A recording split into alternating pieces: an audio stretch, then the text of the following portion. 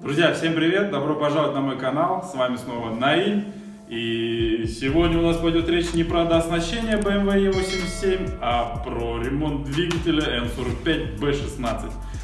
Сейчас у нас происходит вот такая вот белиберда. Подрамник вывесен, откручен поддон. И что я заметил, точнее, давайте вернемся просто на один день назад, почему я к этому всему, собственно, пришел. Одним прекрасным утром. Ну что, мороз около минус 20. Попробуем завести копейку. Что она нам на это скажет? Привет. Ой, ну хотя бы завелась. Смотри-ка. Антифриз залить. Ладно. Бензин залить. Ладно. Ну и сделать капиталочку. Ладно.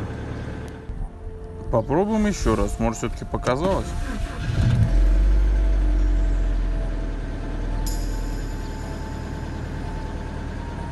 Вот такое вот нелегкое доброе утро.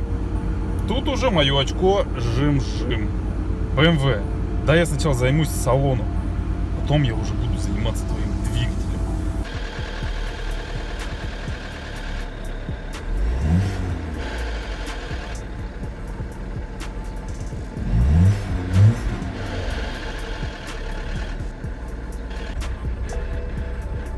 Подожди, я салон дотюнингую, потом тобой займусь. Ну, пожалуйста, ну что ты капризничаешь,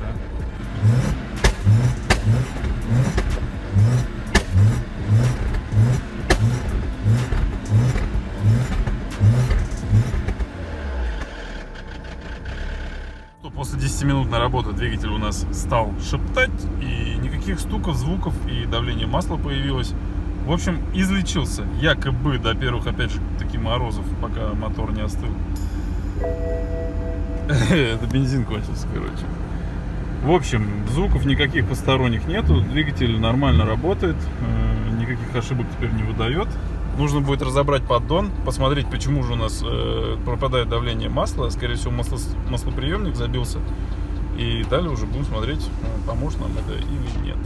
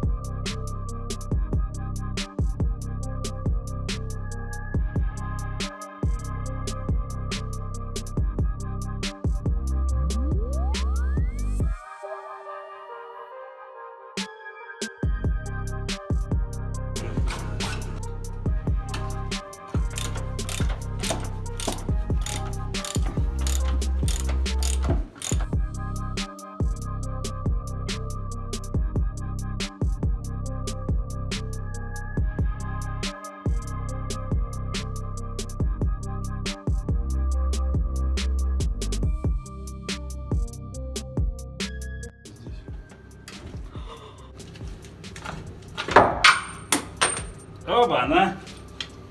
Ништяк! Вот и подрамчик у нас с колесиками гуляет.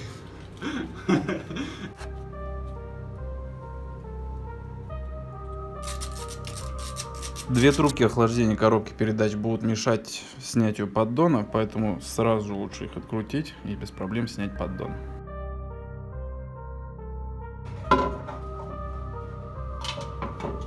А тут я уже был крайне удивлен, и у меня просто не было слов.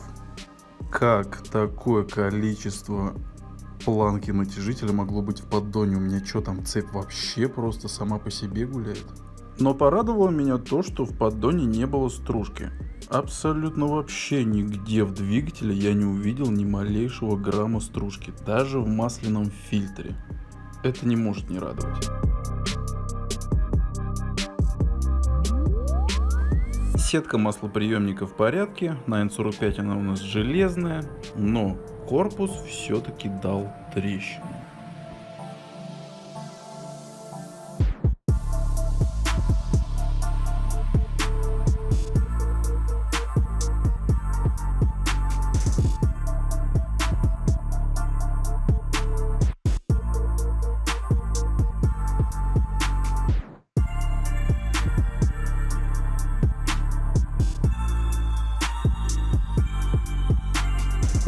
Итак, друзья, мы с вами сняли поддон, увидели там то, что очень много осколков натяжителя цепи, и на этом как бы мой ремонт должен был закончиться. Я хотел это все вычистить и собрать все обратно. Я даже ради этого купил только одну прокладку поддона и как бы хлоп на этом. Но я понял, что этих осколков там уже очень много, и пробег у мотора очень большой, почти 300 тысяч километров я проехал без замены цепей абсолютно.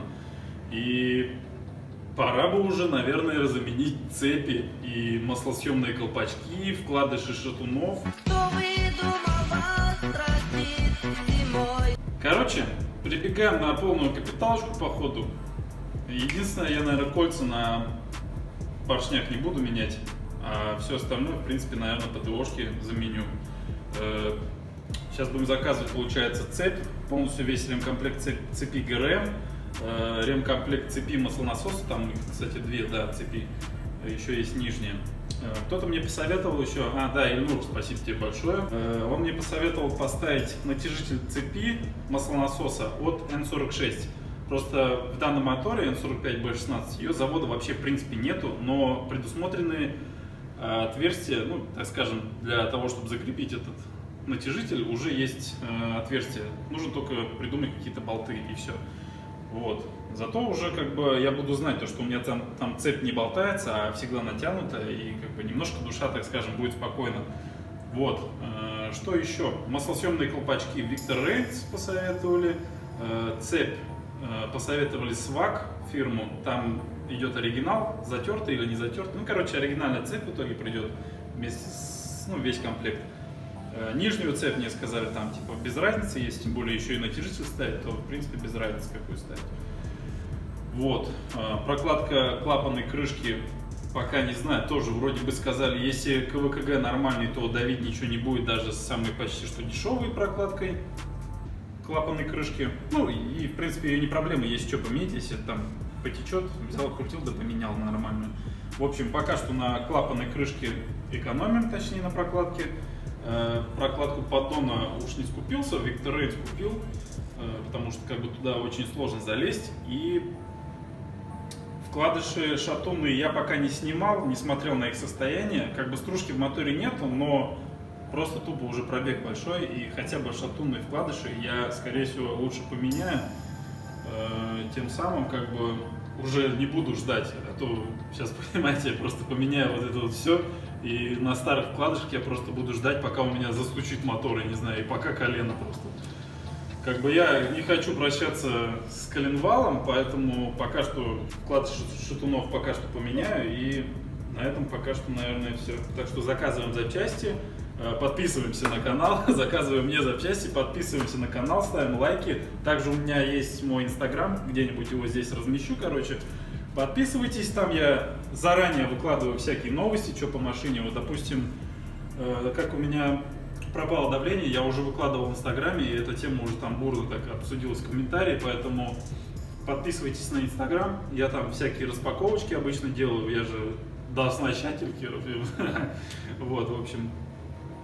Подписывайтесь на инстаграм, на мой YouTube канал, также у меня есть страница ВКонтакте, на драйве тоже есть машина. И так что ждем продолжения. Всем до встречи, пока!